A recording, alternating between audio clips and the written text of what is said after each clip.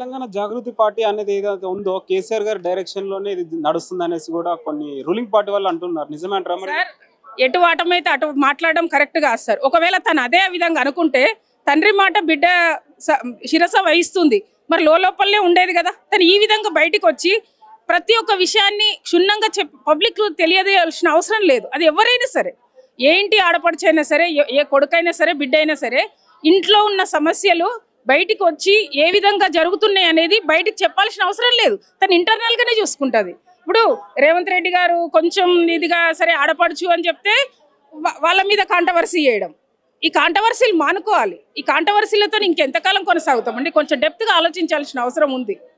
ఇంకా ఇవన్నీ మానుకోవాలి సార్. ఒకవేళ కేసీఆర్ అంతెందుకు సార్, నేను ఇక్కడే పక్కనే ఉంది, ఇప్పుడు వెళ్ళొద్దని అంటారా? కవిత గారు కేసీఆర్ గారి దగ్గరికి వెళ్ళొద్దని అంటారా?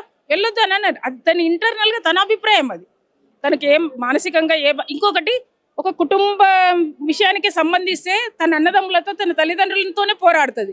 మరి తెలంగాణ ప్రజల కోసము ఈ విధంగా ప్రతి ఒక్క డిస్టిక్ ప్రతి ఒక్క ఇదికి తిరిగి చెప్పాల్సిన అవసరం తనకు లేదు.